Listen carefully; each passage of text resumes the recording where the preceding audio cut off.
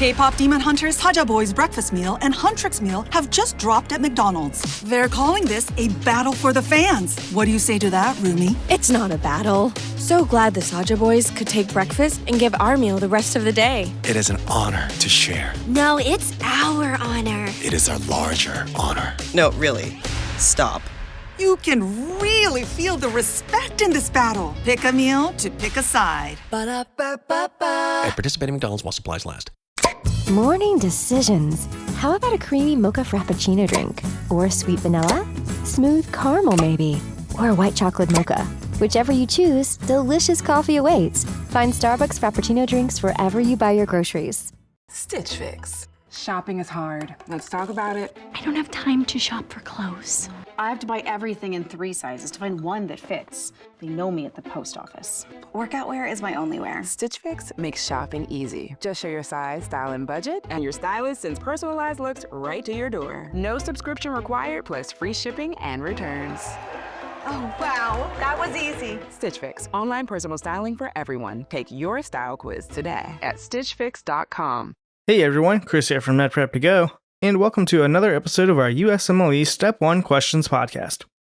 I'll be your reader for today, and in this episode I'm going to be going over 3 immunology questions from our online qbank, which of course you can read these questions and more at medprep2go.com. But with that being said, let's get started with question 1, Immunology 10. A 28-year-old man presents to the clinic with a history of recurrent sinopulmonary infections since childhood, including multiple episodes of sinusitis and pneumonia requiring antibiotics. He reports frequent episodes of watery diarrhea, particularly after consuming dairy products, and occasional urticaria after eating certain foods. He denies any history of anaphylaxis or severe systemic infections. His family history is notable for a sister with similar symptoms. Vital signs are within normal limits. Physical examination shows clear lungs and no evidence of skin rash or lymphadenopathy. Laboratory evaluation reveals undetectable immunoglobulin A levels, normal immunoglobulin G and immunoglobulin M levels, and normal B cell and T cell counts on flow cytometry. Which of the following is the most likely diagnosis? Is it A, Bruton A gamma globulinemia, B, common variable immunodeficiency, C, selective immunoglobulin A deficiency, D, severe combined immunodeficiency, or E, X-linked hyperimmunoglobulin M syndrome? And the correct answer is C, selective immunoglobulin A deficiency. Selective immunoglobulin A deficiency is the most common primary immunodeficiency characterized by low or undetectable immunoglobulin A levels with normal immunoglobulin G and immunoglobulin M levels and normal lymphocyte counts.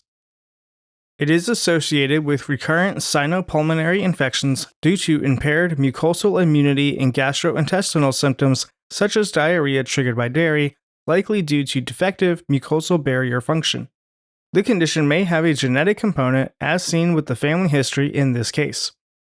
Answer choice A, Bruton A gamma globulinemia, is incorrect. Bruton A gamma globulinemia, an X-linked disorder primarily affecting males, involves absent or very low levels of all immunoglobulins due to defective B cell maturation leading to severe recurrent bacterial infections starting in infancy. This is inconsistent with the isolated immunoglobulin A deficiency and normal B cell counts in this patient. Answer choice B, common variable immunodeficiency, is incorrect. Common variable immunodeficiency presents with low levels of multiple immunoglobulins, such as IgG, IgA, and often IgM, and variable B cell defects, often accompanied by autoimmune diseases or lymphoid hyperplasia, unlike the isolated immunoglobulin A deficiency and normal IgG and IgM levels in this case. Answer choice D, severe combined immunodeficiency, is incorrect. Severe combined immunodeficiency involves defects in both B and T cells leading to severe, life-threatening bacterial, viral, and fungal infections early in life with low lymphocyte counts, which contrasts with the normal T cell and B cell counts and less severe infection profile in this patient. Answer choice E, X-linked hyperimmunoglobulin M syndrome, is incorrect. This syndrome is characterized by elevated immunoglobulin M or low immunoglobulin G and immunoglobulin A due to defective class switching recombination, leading to recurrent bacterial and opportunistic infections. The immunoglobulin profile does not match the isolated immunoglobulin A deficiency and normal immunoglobulin M levels in this case. Key learning point. Selective immunoglobulin A deficiency is the most common primary immunodeficiency causing recurrent sinopulmonary and gastrointestinal symptoms due to low immunoglobulin A levels with normal IgG and IgM levels and lymphocyte counts. Question 2, Immunology 11. A 30-year-old man presents to the clinic with a history of recurrent bacterial infections, including multiple episodes of pneumonia and skin abscesses over the past 5 years. He denies any history of fungal or viral infections. Vital signs are within normal limits. Physical examination reveals healed scars from prior abscesses but no evidence of active infection. Laboratory evaluation shows normal complete blood count and normal IgG, IgA, and IgM levels. A nitro-blue tetrazoleum test is abnormal. Which of the following is the most likely diagnosis? Is it A, chronic granulomatous disease, B, common variable immunodeficiency, C, leukocyte adhesion deficiency, D, severe combined immunodeficiency, or E, X-linked agammaglobulinemia? And the correct answer is A, chronic granulomatous disease. Chronic granulomatous disease, CGD, is caused by defects in the neutrophil oxidative burst, leading to impaired killing of catalase-positive bacteria and recurrent bacterial infections and abscesses. The abnormal nitro-blue tetrazoleum test confirms defective neutrophil function, and normal immunoglobulin levels rule out humoral immunodeficiencies. Most individuals with CGD begin experience symptoms by age 2 to 5 years, with recurrent bacterial or fungal infections being the hallmark. These infections often affect the lungs, skin, lymph nodes, or liver, including abscesses, pneumonia, or osteomyelitis. In some cases, symptoms may not appear until later childhood, adolescence, or even adulthood, particularly in those with milder or X-linked forms of the disease. Answer choice B, common variable immunodeficiency, is incorrect. Common variable immunodeficiency involves low immunoglobulin levels and recurrent sinopulmonary infections with normal neutrophil function. Answer choice C, leukocyte adhesion deficiency, is incorrect. Leukocyte adhesion deficiency causes recurrent infections with poor wound healing and delayed umbilical cord separation due to defective neutrophil migration with normal oxidative burst. Answer choice D, severe combined immunodeficiency, is incorrect. Severe combined immunodeficiency presents with severe bacterial, viral, and fungal infections due to combined B and T cell defects with low lymphocyte counts and immunoglobulins, which are not seen in this patient. Answer choice E, X-linked agammaglobulinemia, is incorrect. X-linked agammaglobulinemia involves absent B cells and low immunoglobulin levels, leading to recurrent bacterial infections, but neutrophil function is normal, so the nitro-blue tetrazoleum test would not be abnormal. Key learning point. Chronic granulomatous disease results from defective neutrophil oxidative burst, leading to recurrent infections with catalase-positive bacteria and abnormal nitro-blue tetrazoleum test results. Hey everyone, Chris here from MedPrep2Go, and I wanted to let you know about our premium Step 2 Bundle podcast, which gets you all of the Step 2 secrets and our Step 2 questions podcast combined and ad-free. You'll also get early access to all of our Step 2 questions episodes before they're released public. The bundled podcast is available now, and you can save over 40% with an annual plan. Details at medprep2go.com. Do you need a break from studying? Check out the Dr. Raj podcast, where he discusses topics such as wine with Jesse Katz, sarcoidosis with Bob Saget, saving the bees with Sydney S. Sill, and so much more.